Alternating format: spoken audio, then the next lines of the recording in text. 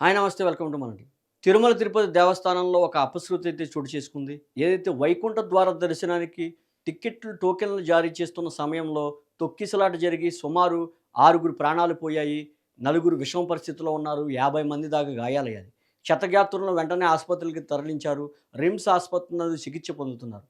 అయితే ఈ సంఘటన పూర్తి వివరణ నేపథ్యంలో ఏదైతే రామానాయుడు పార్కు నందు ఉదయం 10 గంటల నుంచి 9 గంటల వరకు అక్కడ నిర్బంధించారు.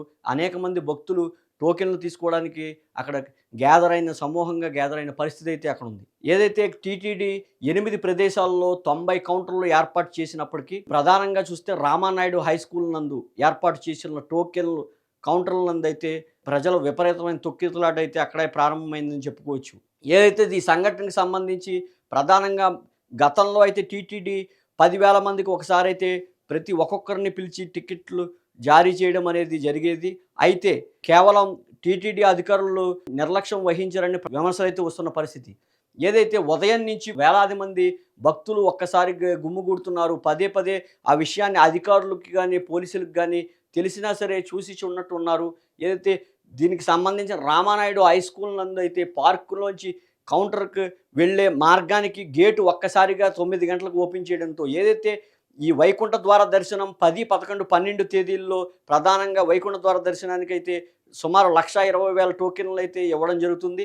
ఆ టోకెన్లు ఏ రోజు ఉదయం 1 గంటకి ఇవ్వాల్సిన టోకెన్లు కాస్త నిన్న రాత్రి 9 గంటలకే ఒక్కసారి గేట్ ఓపెన్ చేయడంతో ఒక్కసారిగా భక్తులు పోటెత్తి ఒకరినొకరు తొక్కిసలాట జరిగి సుమారు ప్రాణాలు పోయిన పరిస్థితి అయితే అక్కడ ప్రధానంగా నెలకొంది. అయితే మృతి చెందిన వాళ్ళు ముగ్గురికి చెందిన కాగా తమిళనాడులో 2, అదేవిధంగా విశాఖపట్నం తమిళనాడు ప్రాంతానికి చెందిన వారిగా తెలుస్తుంది. ప్రధానంగా 5 మహిళలు, ఒక మగవాడి కింద మృతి చెందిన వాళ్ళలో అయితే మనకి ప్రస్తుతం సమాచారం అందుతుంది.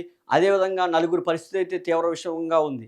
ఏదైతే తొక్కిసలాట సందర్భంలో ఊపిరాడక సిపిఆర్ చేస్తున్న పోలీసులు ఫలితం లేకుండా పోయిందని చెప్పుకోవచ్చు. ఇక్కడ జనాలందరూ భక్తులు ఎవరైతే ఉన్నారో వాళ్ళందరినీ క్షతగాత్రులు అయితే సుమారు 50 మంది దాకా ఉన్నారు. కాళ్ళు చేతులు విరిగిపోయి తొక్కిసలాట్లో అనేక మంది నడవలేని పరిస్థితి అయితే ఉంది. దీనికి ప్రధానంగా పోలీసుల వైఫల్యం అని భక్తులైతే అభిప్రాయం వ్యక్తం చేస్తున్నారు. పోలీసులు కావాలని ఒక్కసారిగా గేట్లు ఓపెన్ చేయడంతో తొక్కిసలాట ప్రారంభమైందని, కనీసం ఎన్నిసార్లు పోలీసులకు చెప్పినా సరే వినిపించుకోలేదని అయితే భక్తులు ఆరోపిస్తున్న పరిస్థితి అయితే ఉంది. అక్కడ క్షతగాత్రులందరూ కూడా సుమారు 8 కేంద్రాలు ఏదైతే ఉన్నాయో అలిపిరి కానీ, శ్రీనివాసం కానీ, వైకుంఠం కానీ, సత్యనారాయణపురం కానీ, పద్మావతిపురంలో కానీ ఏర్పాటు చేసిన రామానాయుడు హై స్కూల్ నందు కానీ ఏర్పాటు చేసిన 8 ప్రదేశాల కౌంటర్లు నందు ఈ అనౌన్స్‌మెంట్ అయితే జరుగుతుంది. ఏదైతే మీరు వచ్చిన బంధువులు ఎవరైతే ఉన్నారో వారు గనక కనిపించకుండా పోతే కనుక రిమ్స్ హాస్పిటల్ నందు వెళ్ళండి అంటూ అనౌన్స్‌మెంట్లు కూడా జరుగుతున్న పరిస్థితి అయితే అక్కడ ఉంది. ఏదైతే వైకుంఠ ద్వార దర్శనానికి టోకెన్ల విషయంలో ఈ ఈ రకంగా జరగడం, ఇది ప్రధానంగా తొక్కిసలాట జరుగుతుంది గానీ ప్రాణాలు పోవడం అయితే ఇది మొదటిసారిగా చెప్పుకునే పరిస్థితి అయితే ఉంది.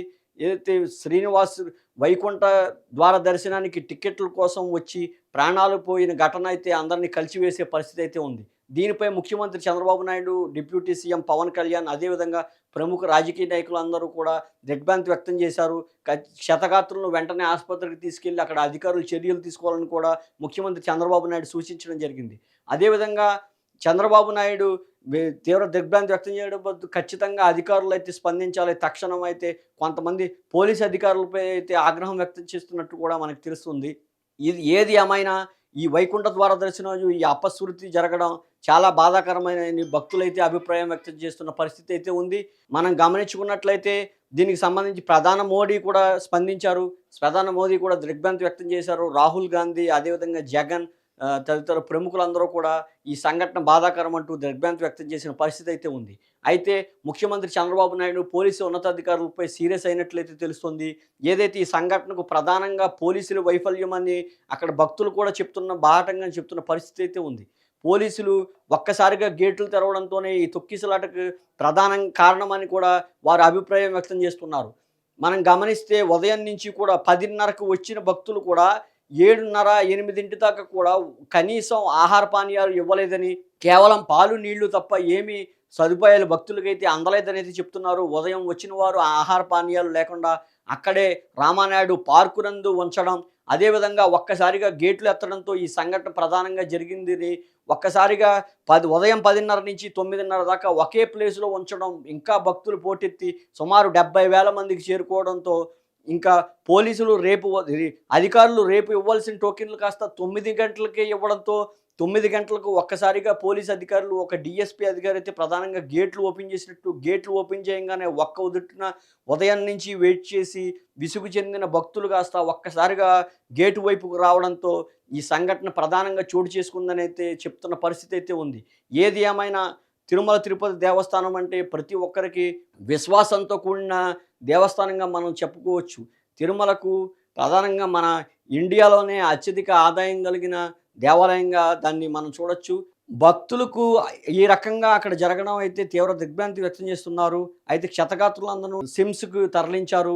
భక్తులకు సంబంధించిన మృతుల సంఖ్య పెరగడం కూడా బాధాకరంగా తోస్తుంది. ఏదైతే సంబంధిత అధికారులకైతే సూచనలు ఇవ్వడం జరిగింది. ప్రధానంగా పోలీసులు నిర్లక్ష్యంగా అయితే అక్కడ భక్తులు కూడా అభిప్రాయపడుతున్న సంఘటన అయితే ఉంది. ఏది ఏమైనా తిరుమల తిరుపతి దేవస్థానంలో ఈ రకంగా జరగడం బాధాకరమని పలువురు అభిప్రాయం వ్యక్తం చేస్తున్నారు.